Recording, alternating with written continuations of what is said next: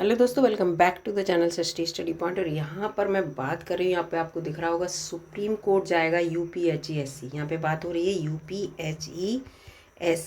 ये कौन सी बात है भाई? जो एडवर्टाइज नंबर 51 निकला है असिस्टेंट प्रोफेसर का, उसमें जो मामला चल रहा है ये चल रहा है कि जो बीएड से रिलेटेड जो वैकेंसी आई हैं इसमें, उसकी जो अहर्ता है उस पर कन्फ्यूज़न है सबको कि क्या अहर्ता होनी चाहिए।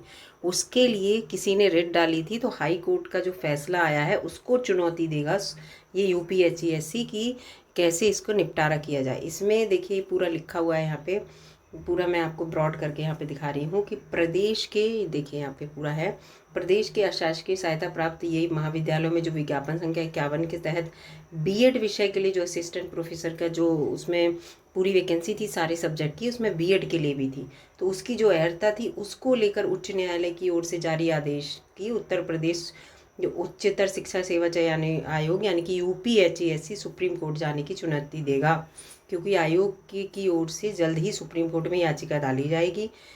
इसमें विज्ञापन संख्या 51 के तहत जो ये वैकेंसी निकली थी वो 1017 पद थे, अगस्त 2022 में निकली थी। इसमें 1 लाख से ज़्यादा लोगों ने फॉर्म भरे थे और इसमें 93 सीटें जो थी वो बीएड वालों की थी, बहुत ज़्यादा सीटें थी। ठीक है, तो इसके लिए निकाला था कि इनकी जो अहर्ता थी वो गलत थी, नियमानुसार नहीं हो रही थी।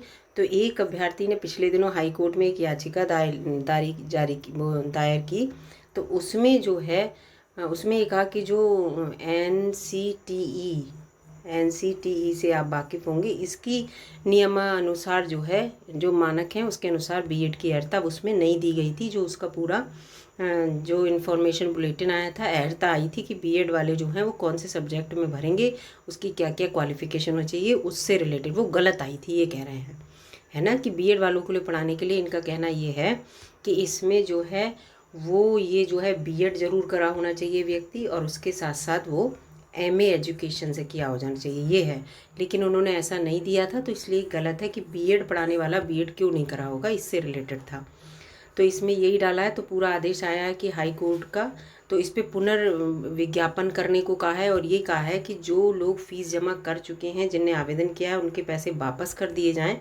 इसमें पूरा लिखा है। तो आयोग के सामने ये प्रॉब्लम है कि साइबर कैफ़े के थ्रू लोगों ने ऑनलाइन पैसा जमा किया, अगर इसको रद्द किया जाएगा, जो इनका विज्ञापन संख्या 51 को रद्द करेंगे अगर ये, तो ये फीस वापस कैसे होगी, बच्चे के तक पहुँचेगी नहीं पहुँचेगी। तो इसी को लेकर उप सचिव शिवजी मालवीय जी ने कहा है कि हम सुप्रीम कोर्ट में चुनौती देंगे इस निर्णय को, और जल्द ही आयोग जो है इस याचिका के लिए अपनी याचिका जो है दायर करेगा कि ऐसे कैसे हम बच्चों की फ़ीस वापस कर पाएंगे, कैसे बच्चों का जो फॉर्म भरा हुआ है उसको रिजेक्ट करने, मतलब उस विज्ञापन संख्या को हम कैंसिल करें, पैसे पहले है ना जो एडवर्टाइज नंबर 51 है उसको कैंसिल करें, कैंसिल करने के बाद उनके बच्चों की फ़ीस जमा करें, फिर कहें कि फिर से फॉर्म भरो, फिर से हम विज्ञापन संख्या निकालें, विज्ञापन निकालें, तो ये बड़ी दिक्कत की बात हो जाएगी। और है भी भाई, जिन्होंने फॉर्म भरा है उन्हें पूरी उम्मीद रखी है, इतने सालों से, इतने 1 साल से वो तैयारी कर रहे हैं, उन्हें लग रहा है कि पेपर होगा, और एकदम फॉर्म के जो विज्ञापन कैंसिल हो जाए और उसके बाद दोबारा फॉर्म भरना पड़े तो कितना